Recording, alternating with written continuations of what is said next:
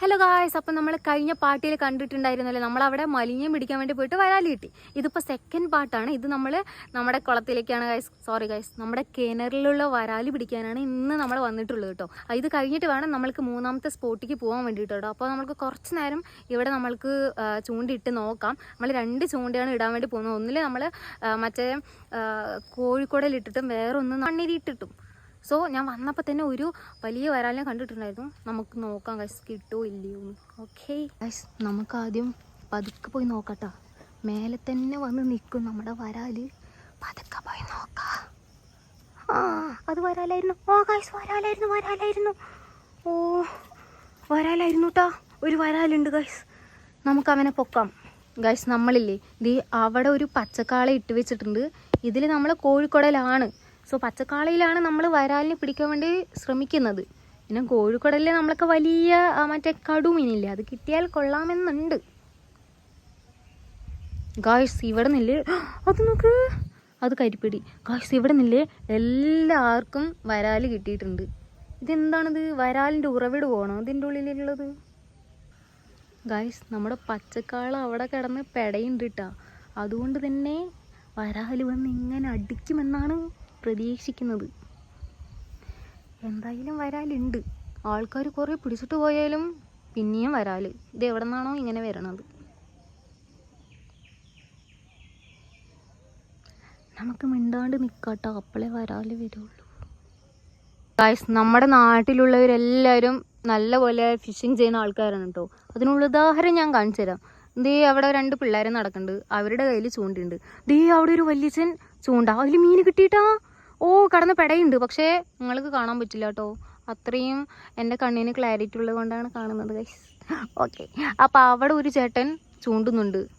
അവിടെ കേട്ടാ, അവിടെ ഒരു വലിയച്ഛൻ ചൂണ്ടുന്നുണ്ട്. പിന്നെ ഒറ്റത്ത് കുറേ പേര് ചൂണ്ടുണ്ട്. പിന്നെ നമ്മൾ അടുത്ത സ്പോട്ട് എന്ന് പറയുന്നത് അതാ മരമില്ലേ, അതിൻ്റെ അപ്പുറത്തൊരു വലിയ കുളമുണ്ട് കേട്ടോ. നമ്മൾ അവിടെയാണ് പോണത്. അപ്പോൾ ഇത് വൈകുന്നേരം ആയാൽ ഇവിടെ ഫുള്ള് ആൾക്കാർ ഇങ്ങനെ. എൻ്റെ പൊന്നോ, അത് നോക്കി എത്ര വലിയ ചൂണ്ടാ.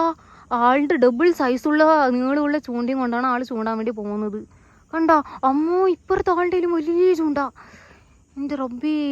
പിന്നെ ഈ തോടില്ല, ഇതേ കണ്ടോ, ഈ തോടില്ലേ, ഈ തോട് ഫുള്ള് അവിടെ അങ്ങനെ കുറേ ഉണ്ട് ഗൈസ്. അതുകൊണ്ടാണ് ഇവിടെ ചൂണ്ടുന്നത്. പിന്നെ നമ്മുടെ മറ്റേ സ്പോട്ടില്ലേ, നമ്മളെ മലിഞ്ഞും പിടിക്കുന്ന സ്പോട്ട്, അത് ഇവിടുന്ന് അവിടെ കണ്ടോ, അവിടെ ഒരു ചേട്ടൻ ചൂണ്ടുണ്ട് കേട്ടോ ഗായ്സ്. നല്ല ഭംഗിയിലേ കാണാൻ വേണ്ടിയിട്ട്. ഒരു വവ്വാല് പറക്കണം, വവ്വാല് കണ്ടോ. അപ്പോൾ അതാണ് ഗൈസ് നമ്മുടെ നാട്ടിലുള്ളവരെല്ലാവരും വൈകുന്നേരം ആയാൽ ചൂണ്ട എടുത്തിട്ട് ഇറങ്ങും. നമ്മുടെ സ്ഥലം നല്ല സ്ഥലമായതുകൊണ്ട് മീനുകളൊക്കെ നമ്മൾക്ക് കിട്ടാറുണ്ട് കേട്ടോ.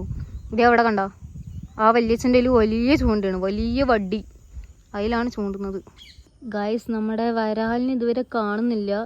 അവൻ ഉള്ളിൽ എയർ പിടിച്ചിട്ട് നിൽക്കണമെന്ന് തോന്നണേ. അങ്ങനെ പോയാൽ അവൻ ഉള്ളിൽ വെച്ചിട്ട് തന്നെ ചാവുന്ന തോന്നണത്. കുറേ കരിപ്പിടി എന്നെ എവിടെ പോയാലും കരിപ്പിടി. അതെന്താ പറയുക, മറ്റേ സാധനം കേട്ടാ, മറ്റേ എന്താണ്, കടുമീൻ. എന്താണ് ഗൈസ്, വരാലിനൊന്നും കാണാനില്ല. അവന്മാർ എയർ എടുക്കാൻ പോലും വരുന്നില്ല. എന്നെ അത്രയ്ക്കും പേടിയാണ്. ഞാൻ കുറേ വരാൽ ഇതിൻ്റെ ഉള്ളിൽ നിന്ന് പിടിച്ചിട്ടുണ്ടല്ലോ, അതുകൊണ്ടായിരിക്കും തോന്നുന്നു ഗൈസ്. നമ്മൾ കടു പിടിക്കാൻ വേണ്ടിയിട്ടില്ലേ, നല്ല രീതിക്ക് താഴെ ഇറക്കിയിട്ട് കൊടുത്തിട്ടുണ്ട് കേട്ടോ. കോഴിക്കോടലിൽ കടു അടിക്കുമല്ലോ അല്ലേ. ഞാൻ നല്ലപോലെ താഴേക്ക് ഇറക്കിയിട്ടുണ്ട്. സോ കടു കിട്ടും. ഇത് കിട്ടിയിട്ട് വേണം നമുക്ക് അടുത്ത സ്പോട്ടിൽ പോകാൻ ഗൈസ്. നമ്മളില്ലേ വലിയ മീൻ അടിക്കാൻ വേണ്ടിയിട്ടാണ് ആ പച്ചക്കളൻ അവിടെ കെട്ടിയിട്ടിരിക്കുന്നത്. പക്ഷേ അതിൽ വന്ന് ചെറിയ മീൻ വന്ന് കൊത്തുന്നുണ്ട്. കരിപ്പിടികൾ മാത്രമേ ഉള്ളൂ. നോക്ക്, അതിൻ്റെ ഇടയിൽ ഒരു ബ്രാല് വന്നിട്ട് പോയി ഗായ്സ്. വലിയ കടു അതിൻ്റെ ഉള്ളിൽ, ആ ഒരു ഓട്ടയുണ്ട്, അതിൻ്റെ ഉള്ളിൽ വലിയ കടു ഇറങ്ങിയിട്ട് പോയി. കണ്ട അതോ കണ്ട. അവന്മാർക്ക് ഈ സമയമായ ഒരു എനർജി. അത് നോക്ക്, നല്ല ഭംഗിയുള്ളൊരു മീൻ പോയി. കടുവാണെന്നാ തോന്നണത് ഗായ്സ്. നോക്ക്